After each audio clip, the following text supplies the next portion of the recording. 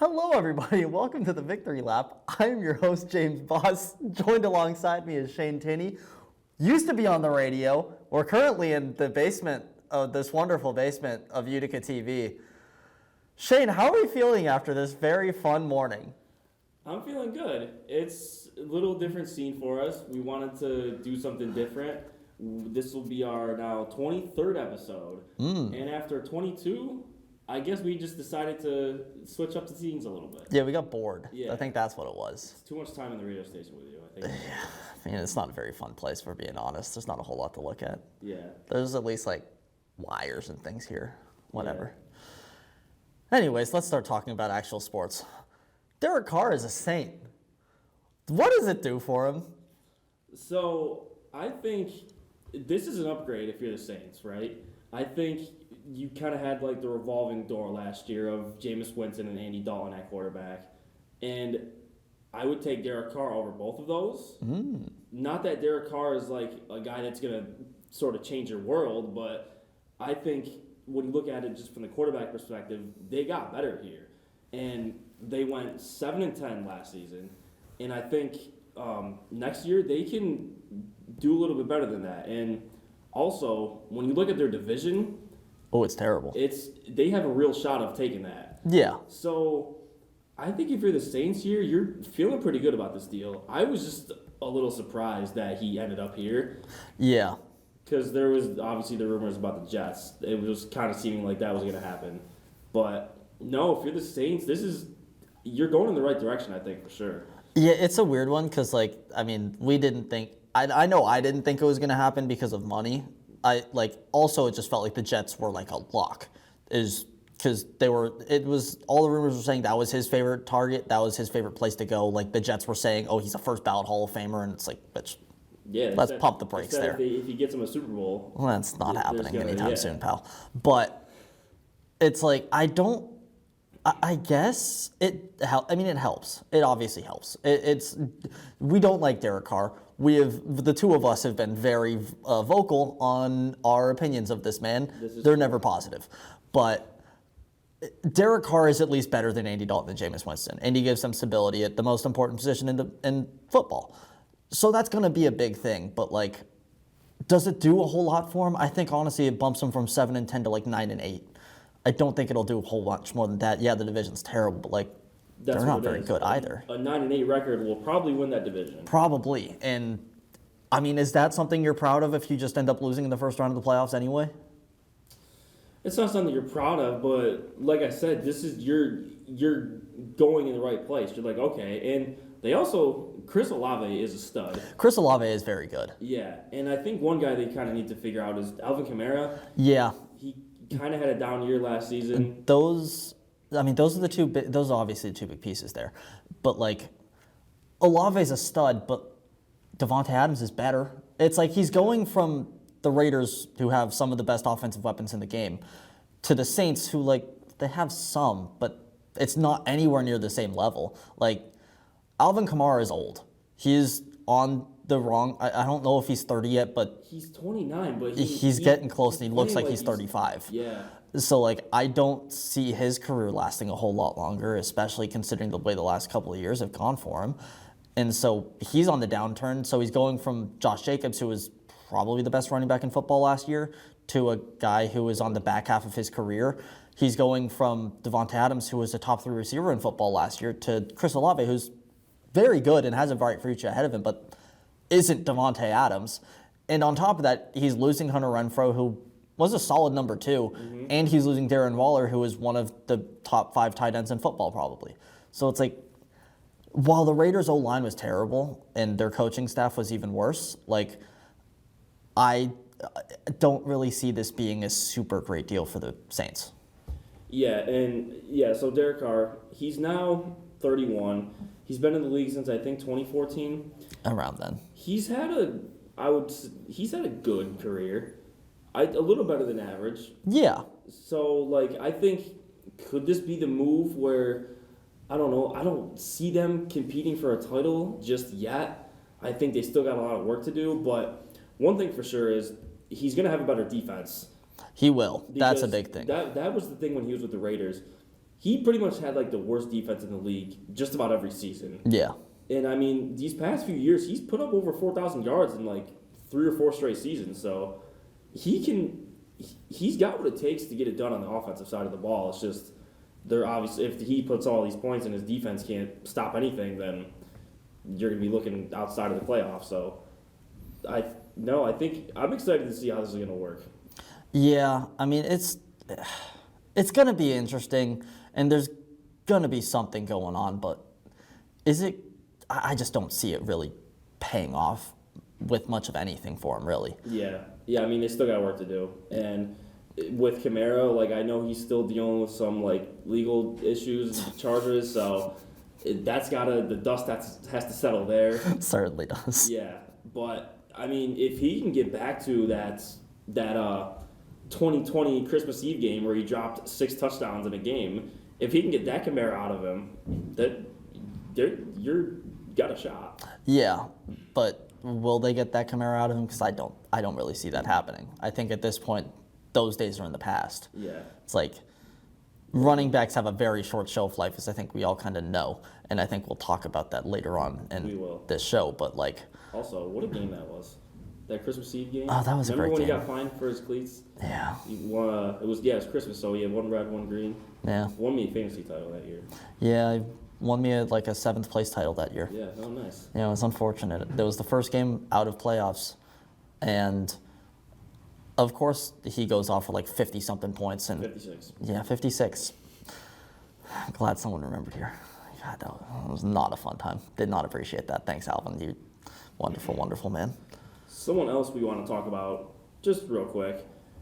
Geno Smith got extended. He did. What would we give this move out of 10 for both sides? I mean, for Geno, I feel like it's a 10. But for the Seahawks, I mean, it's like a 6 or a 7. Like, it's not a terrible deal for them because, I mean, he did just get them to the playoffs. But, like, it's Geno Smith. He's getting paid $35 million a year. Granted, the first year I think it's 52, and so it's very front-loaded. But, like, he's not that great. He's never been very good. And sure, he got him to the playoffs, but they lost immediately. Like, I don't think they're real contenders in the playoffs. They'll vie for a wild card spot, but they're not going to do a whole lot with it. Like, he's probably due for regression because it's not like a normal thing for a 32-year-old quarterback to have a career year and figure out how to play his position.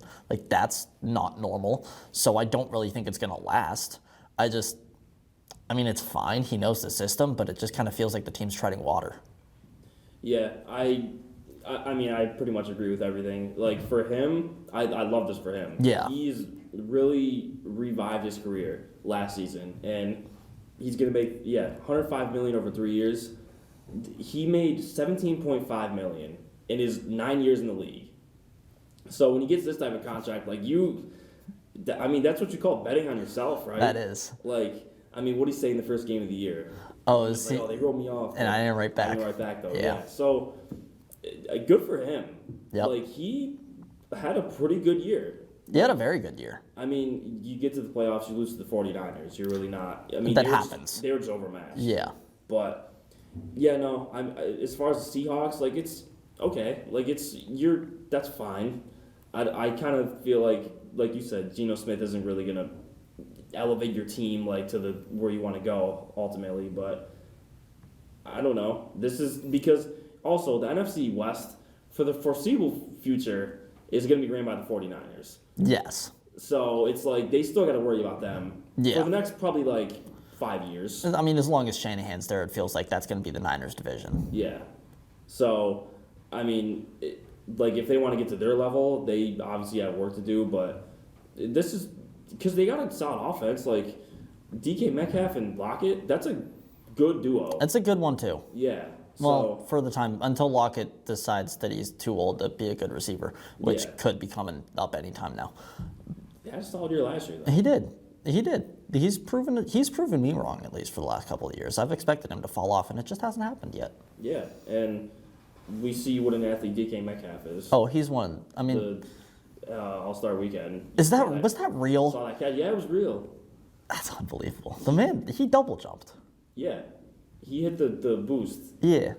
on whatever. Yeah. That's what you're doing in your Tuesday, Thursday workouts, right? Yeah. Yeah. Just like that. Yeah, just like he that. actually stole that from me. Of course. Yeah. Yeah. I taught him everything he knows. But yeah, this overall, like, solid deal for Seattle.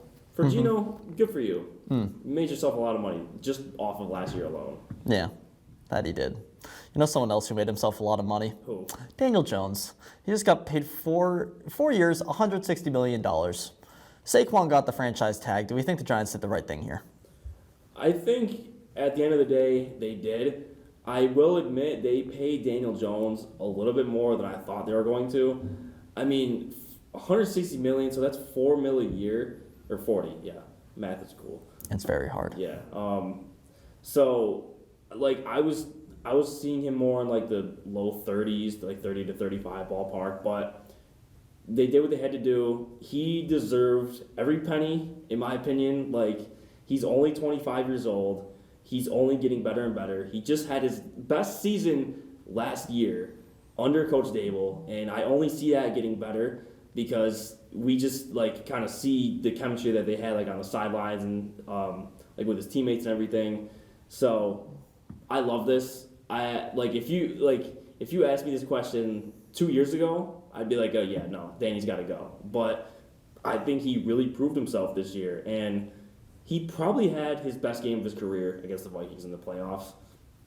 And I think if he brings that next year and a lot through next season, we're going places. And extending Daniel Jones was the right move.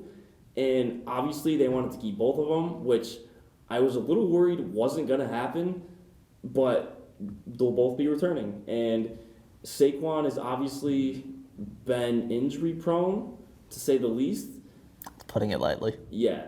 But last season he was healthy for just about the whole year. Yeah. And we see what he can do when he's healthy. So the duo's back. I love this. Yeah, that makes one of us. I think you're far too optimistic as a Giants fan. I have been saying this entire time that you tag Danny and let Saquon walk. I think that the key for the Giants should have been if you really want to have Saquon's level of production, you go to the draft and take Bijan Robinson because he's going to fall because running backs fall in the draft now, and this guy is just as good, if not better, than Saquon was coming out of college. Like, the kid is special. Would have been a very good replacement for Saquon. Maybe they still do it anyway and just have him learn under him for a year, but that's pointless for a running back. There's no reason to do that. They don't need to learn how to run in the NFL. It's the same thing. Yeah. It's just now you have a better offensive line probably. But I don't like this for the Giants. I don't think Danny is that good. You are aware that I don't think Danny is that good. I have never thought he is that good. I think they just gave $160 million to a guy who threw less touchdowns than Russell Wilson. But he also only had 6 interceptions all year. Oh, don't get me wrong. That's a very cherry-picked stat. About how good he is at rushing. Oh, that's a very cherry-picked stat. I'm aware. It's not a cherry-picked stat at all. Well, no. No. I'm not saying that. I'm saying the Russell Wilson one that I just threw out there. Yeah. Very cherry-picked, but I have to throw it out there when I can. Way to break the table, big guy. But I don't think Danny is really anything worth writing home about. He didn't play good against a single good team last year. I mean, the Vikings, he had a very good game, but the Vikings defense is terrible. The Vikings defense is the reason they were the most overrated team, I think, in all of football last year. It's just because they could put up points, but they couldn't stop any. And then when they couldn't score points, they stunk. So I don't see that as a real monumental game for Daniel Jones because he went out the very next week and got absolutely dumpstered on. That was a tough game. It was a tough game.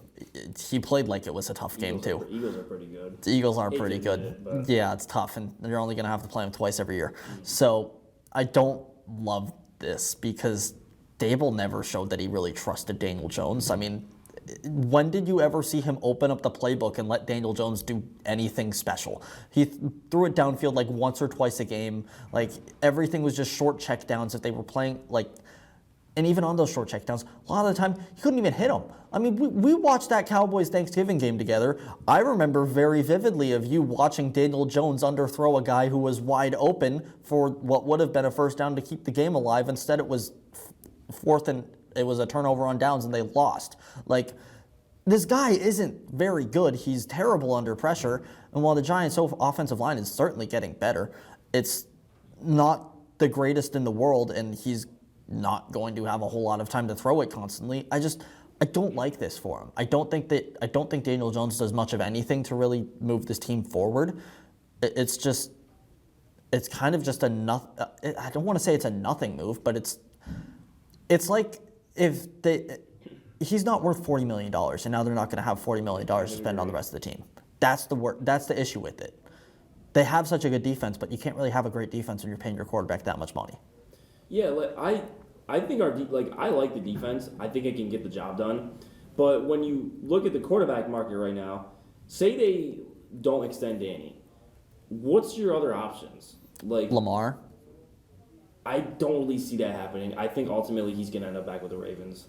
Probably, but I wouldn't be shocked if he wants to go somewhere else. He now can talk to other teams about going somewhere else. Yeah. I mean, Lamar was someone. I hate him with all of my heart, but Aaron Rodgers is someone. The draft is very quarterback heavy. Like, you could look to draft a quarterback.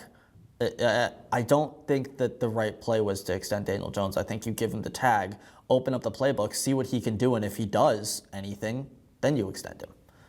Right now, they're extending him off checkdowns and scrambles. It's not going to get you anywhere. But the difference of the year prior to this year, I mean, the Giants were, I think, 4-12 the year before.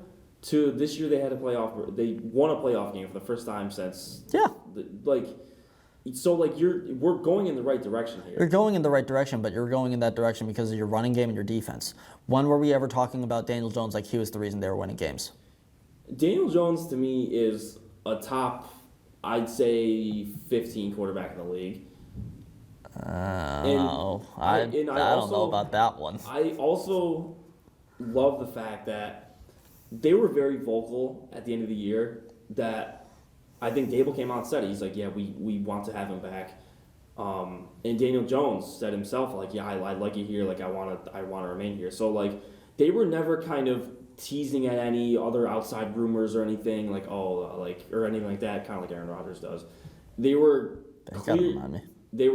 clear from the jump that this is our guy, this is what we want to do, and if possible, we want to keep him and Saquon around. So I respect that, and they got it done. I honestly think if it came down to, okay, you got to have Danny or Saquon, I might take Danny. Well, I would rather have Danny on my team than Saquon purely because I think Saquon is a very injury-prone running back who has already torn his ACL at least once. I don't remember if he did it in college. But he is coming off major injuries, and he was just healthy last season, but that was the first time ever. I can't imagine he's going to have back-to-back years because it's very hard for running backs to be healthy for back-to-back seasons.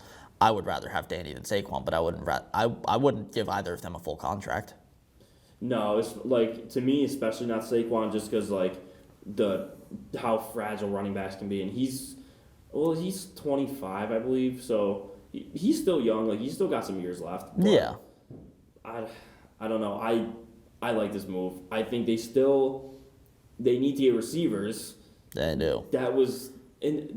That's the other thing. We talked about it on the radio all the time. I was raving for him. He's done the most with less. No other quarterback did more with less in the league than he did that last season. Because you read off his receiving core for some of these games, and you're like, who is this? I've never heard of this. He threw 15 touchdowns. What was he doing? He was making the plays with the guys he was dealt. He didn't have a stud. Really, other than Saquon, some games would lead him in receiving yards. And yeah. In some games, these guys would have stats, and you're like, who is this? Also Isaiah Hodgins, towards the end of the season, stepped up, and I hope we can get another year like that out of him. But no question, to me, had the worst receiving core of the league. And I think you would even agree with that. It's not a good receiving core, I'll give you that, but like, I don't want to act like Daniel Jones did a whole lot with the receiving core because he didn't do much with the receiving core. Daniel Jones didn't throw any. Daniel Jones wasn't an impressive thrower of the football last year. But that's kind of Sure, not having a receiver doesn't help, but like, don't come out here saying like Daniel Jones was like dotting up 4,000-yard seasons, throwing 25, 30 touchdowns. No. He wasn't doing that at all. That's not his game. And No. I don't think that's what people want it to be like. Yeah, and so why are you giving him $40 million? I kind of agree. I think they may have overpaid him a little bit.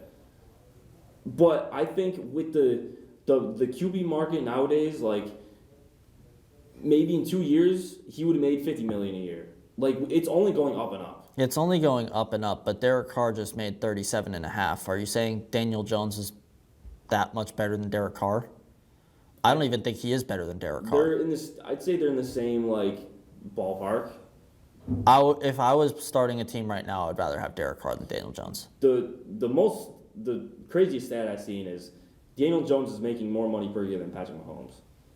But Patrick Mahomes also got like He got like $500 million. Yeah, but still, like on a year-to-year basis from now for the next 4 years. Actually, I think it was only like Danny's contract. He's only getting it for like 2 years are guaranteed only. Yeah. So, but still, like I think Mahomes is making 32 point something mil a year. Yeah. But still got work to do. But they brought them both back. They certainly did. I'd say the Jags receivers were mediocre, and Trevor Lawrence had a significantly better season, so that's one person who probably did just as relative to the weapons and production. It was probably better than Daniel Jones. But that's neither here nor there. Let's talk about some NBA. Ja Morant is having himself a week. It looks like he's getting suspended 50 games. Shane, what are your thoughts? You know, I hate this for Ja. Yeah.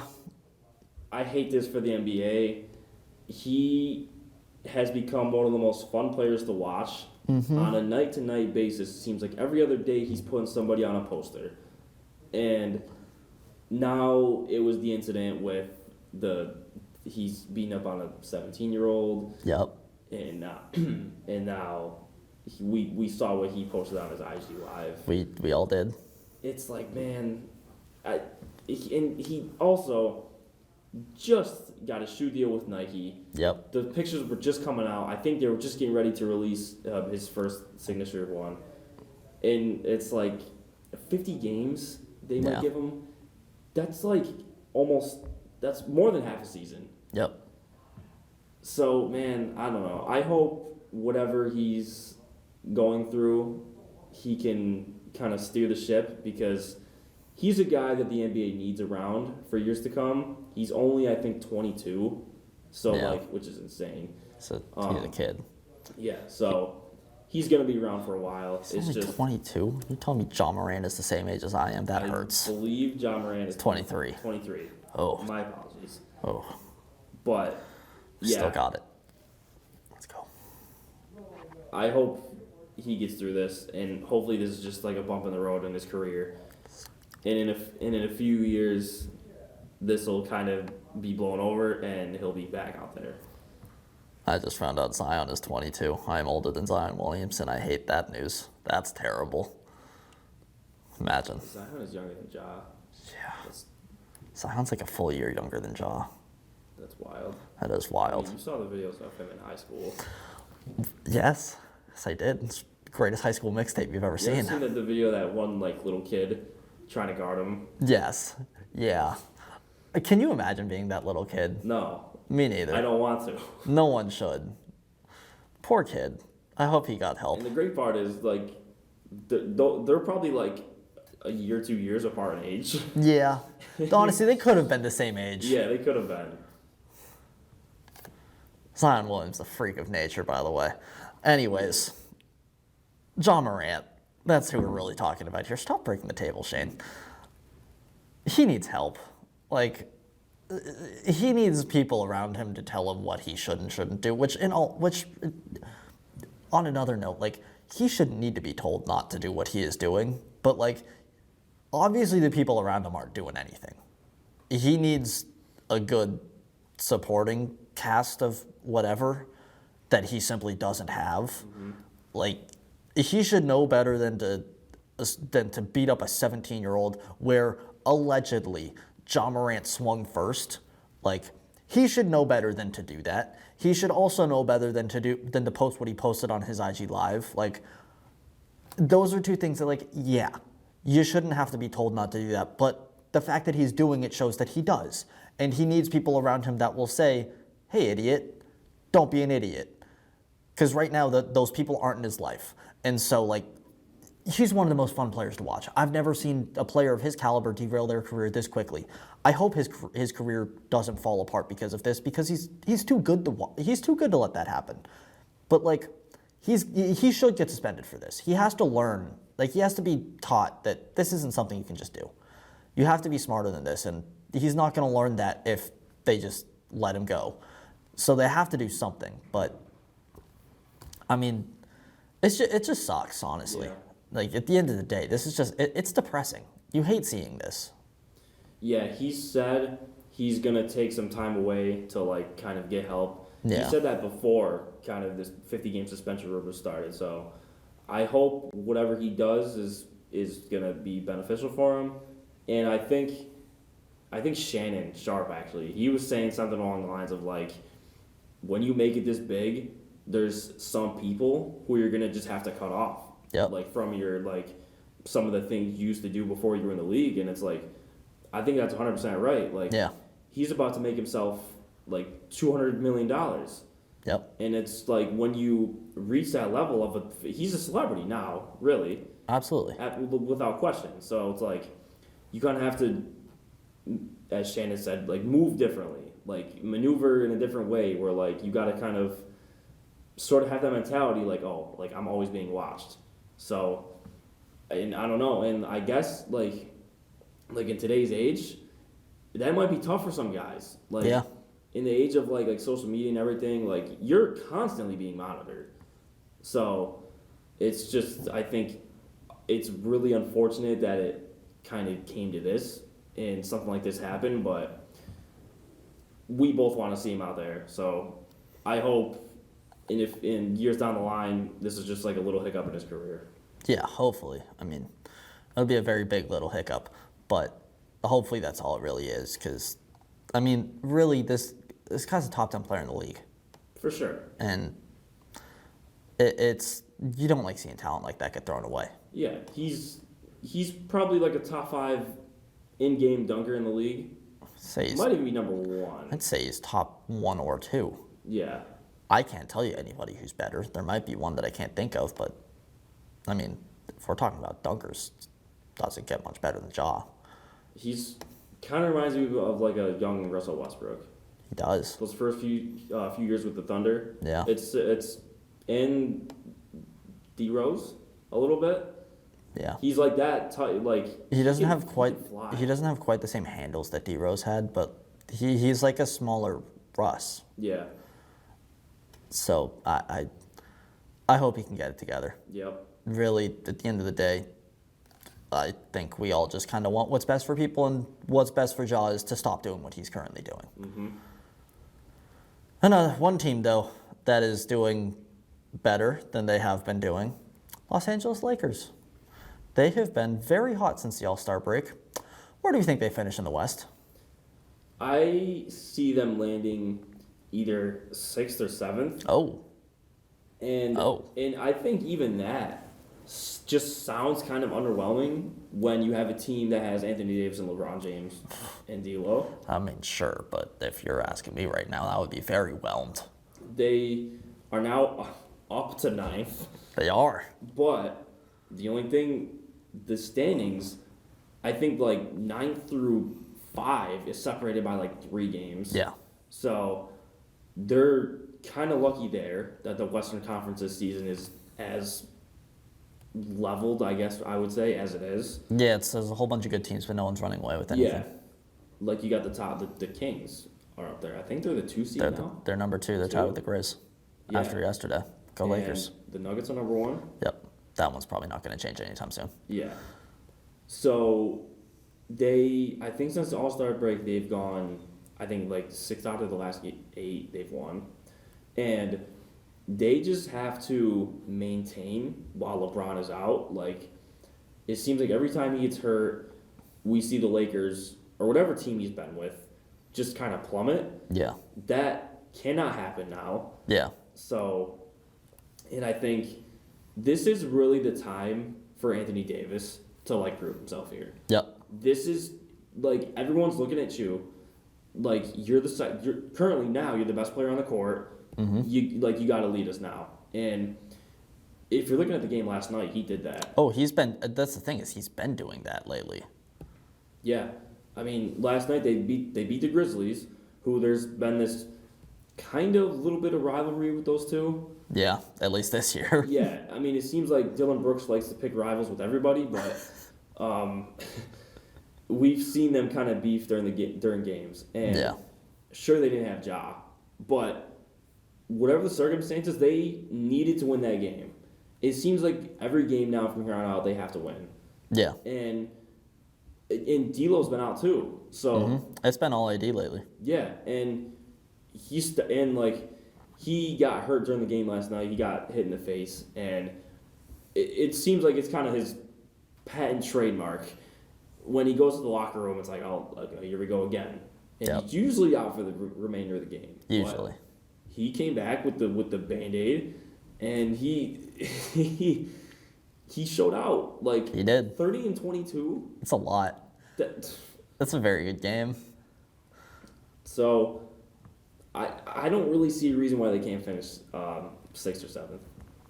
I'm not as optimistic as you. I love it. I hope you're right. But I don't really see it happening. I think they finish 11. I think that So they're missing the playoffs? I think they do. Because I think right now, I don't think they move any higher in the standings. Obviously, yeah, it's very close. It's very tight. No, I think it's the difference between, like, I think it's 13 and 5 is 4 games. Like, Yeah. it is so absurdly close that, like, yeah, anybody that's there could move up, could move down. But are the Lakers better than the Clippers? I don't think they are. They can be. They can be, but I don't think they are. I don't think they're better than the Timberwolves. I don't even think the Timberwolves are that good, but I just think they're better than the Lakers. They at least know how to play with each other better. They're definitely not better than the Warriors. They're not better than the Mavericks. They're not better than the Suns. They're not better than the Grizzlies. They're not better than the Kings, and they're not better than the Nuggets. The only thing I would say with the Grizzlies, if Ja is... Oh, if they don't have Ja, they're better than the Grizzlies. Yeah. Sure. But they're also 7 games behind the Grizzlies. They're not going to pass them. There's not enough time. So Unless they just absolutely... unless the Grizzlies lose every single game pretty much for the rest of the year, and the Lakers win most of their games for the rest of the year, they're not going to pass them. There's not enough time left. They've played, 66 games? There's 16 games left. They need the Grizzlies to be horrible. I don't really think that'll happen.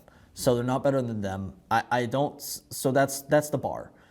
So they have to be a lot better than the Suns. They have to be slightly better than the Mavs, slightly better than the Warriors, slightly better than the Timberwolves, slightly better than the Clippers if they want to move up to where you're saying they're going. On top of that, they can't let the Pelicans be better, and I think the Pelicans are better. And I'm going to write off the Thunder. I don't think that... I like the Thunder. I love Shai, but I don't think they're good enough to pass them. I think it's the Blazers that are better. I don't think either of these teams are overly great. I don't think either of them win a playoff game. I don't think either of them even get through the play-in. But I just think that Dame is on an absolute mission right now. And I think that as great as AD is playing, I don't think it's going to hold on long enough, as long as they need it to. Because LeBron's, if he does come back before the end of the regular season, which isn't even a guarantee, I don't think AD is going to be playing at this averaging 35 a game, 15 rebounds the rest of the way like they will need him to do if they want to be able to make it. Because really, that's the only way they're winning right now is when AD is putting up like otherworldly numbers. And so I don't think it's going to last long enough for them to be able to move up in the standings. I don't think it's going to last enough for them to even hold their place in the standings.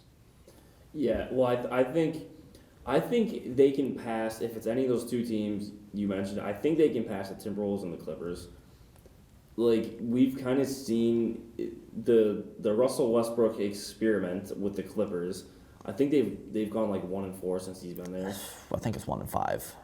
Yeah, so I think they can move up past them. And the Timberwolves, I don't no Karl Anthony Towns. I like that team. I like Ant, and they just took D'Lo from them. I think they're better than them, and I like D'Angelo Russell, despite what happened with the Lakers. That makes one of in us. his first stint. But I think they can really. But like you said, AD has to keep playing this way, and if he doesn't, they could find themselves like in the 12th or 13th spot. Yeah. But so far though, you can't really ask more out of him. No, that's the thing is he's done everything that you could have asked out of him. He has been incredible lately, just fantastic. Will it last though? Because we've seen him go on hot streaks like this, but it lasts for like a week and a half, and then he fades back off. He's been doing this the last 5 games. He's put up 30 points in 4 of the 5. He's almost dropped 40 in 2 of them. Mm-hmm. He's had 20 rebound, 22 yesterday. He's had 15 and 19 in the others. Like, he's been incredible. But they need him to do that consistently for another 2-3 weeks. Yeah, and it's like you gotta wish sometimes. Why can't he just play like this all the time? Well, it's hard to play like this all the time. Well, it seems like sometimes his motor or his drive is a little lacking sometimes. Yeah. It's like you're really seeing it out of him now. It's like, I guess it's almost, why does it take this to get this out of you now? Like, where is this all season?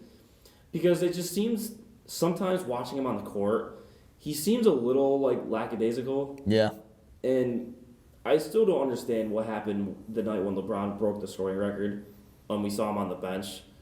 In his words, he didn't know.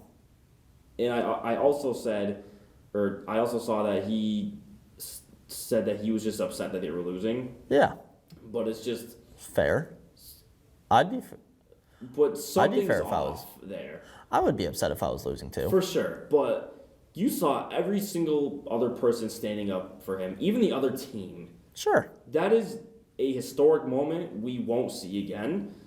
And he was there just sitting on the bench. Come on, like you gotta he's the reason you're there. Yeah, you can't just be on the bench looking like that. It just didn't look good. It didn't look good, but honestly, you heard me after that game. I'm with AD there. I want to win, and for sure. Sure at the time they were in the game, and LeBron was willing them into the game, but once LeBron hit that record, he stopped caring. So maybe AD kind of knew that was going to happen. Who knows? All I know is it looked weird. I support it, honestly. I kind of do. Anyways, you can talk about winning the game afterwards, but you celebrate that moment because that'll never happen again. It'll happen again. Don't worry about it. John Morant's breaking that record. Yeah. Let's get off to our last topic before we head off for the day. Pau Gasol's jersey just got retired. What did he mean to those 2 championship teams? Well, I think Kobe said it himself. We don't win those 2 championships without Pau. 100%. And I think, and it was a great moment last night. He got his jersey right next to Kobe's up there. And I think you probably watched more of those teams than I did. Oh yeah. He was absolutely with Kobe. They don't even sniff the finals in either of those 2 years without Pau. That team before they got Pau was just stuck in the mud. Kobe was putting up absurd numbers because he was an absurdly talented player, but he was working with a whole lot of nothing. And then Pau showed up, and all of a sudden they actually were able to do something. And Kobe is 100% right. They don't win those without Pau. They especially don't win that 2010 finals without Pau because I don't know if you remember that Game 7, but Kobe was terrible at it. Powell was the guy who willed them to victory in that game. Kobe shot 6 for 24. Powell put up 19 and 19. Like, if they don't have that, they lose. If it's not for Powell, they lose. Kobe has 4 rings. If it's not for Powell, Kobe doesn't even beat the Magic, so he has 3 rings. Like, every great player needs help. Jordan needed Scottie. LeBron needed Wade and Kyrie. Like, Kobe needed Powell. He meant so much to the team, not just as a player, but just to Kobe as a whole. Like, he was Kobe's brother. Yep. Kobe loved him so much. He's the godfather of his kids. Yep. Like, Powell wasn't just your average teammate. Powell is the greatest guy that Kobe had ever played with, like, just as a person. And it showed on the floor, and it showed in the way that they played together. Like, you mentioned that their 2 jerseys got hung up right next to each other. I don't know if you remember when Kobe's speech, when he got his jersey retired, but he said that speech that once Powell retires, his jersey's going to go up right next to his. Yep. And it happened. Yeah. And I also heard a quote from him, like, saying, like, oh, that's going to be a fun night it's just so heartbreaking. It's so sad. Yeah. Because he would have been there. He probably would have gave a speech. He absolutely would have given a speech. I mean, that hug would have been incredible. Yeah. And, yeah, like you said, you kind of see it now, how close Powell is with, like, his family. Yeah. And it's like, he really just trusted him. And, like, I love seeing some of, like, the clips from the locker room of them talking, because you just see it, the chemistry that they had. Mm-hmm. And I still think one of the most impressive things that Kobe did in his career was, like, after Shaq left, it seems like they were just kind of, like you said, they were kind of just sort of stuck in the mud. And it seems like, rebuilt that team up and then won 2 more. Like, yep. What, 5-6 years later? Yeah, what was it? They won their The 3-peat? 2000, 01, 02 was the Yeah. 3-peat, and then they won again in 08, 6 years later. So, like, that's a lot of down years. Yeah. Where some guys And would just fold. they were straight up bad for a few of those years. The Smush Parker age was a rough time. Yeah, like, you had Kobe, like, I mean, that was the years where he was dropping, like, 58, and that was the 81-point game. Yeah. Was in between that time. But, yeah, it's like when I feel like a lot of guys would kind of just fold and not be able to sort of reconstruct the whole team, basically. Mm-hmm. Like, Powell was sort of his other Shaq. Yeah. Really. He was. No, it was... Powell was so special. Powell was just... He meant everything to that team. It was so special seeing it finally happen, seeing him get his jersey retired, but... Man. I mean, it does remind you how just much it kind of hit, and seeing with Kobe gone, and you see just how... Man, it just... I know. It tugs on the heartstrings. It does. It really does. But I think that's probably going to do it for us here today. Thank you all for watching here on Utica TV. Thank you for joining us here on the Victory Lap. We'll be back next week. The week after next week. Week after next week. Spring break is next week. We get a week off. Yeah. So you all got to deal with us for a little bit. But thank you all for watching. See you next time.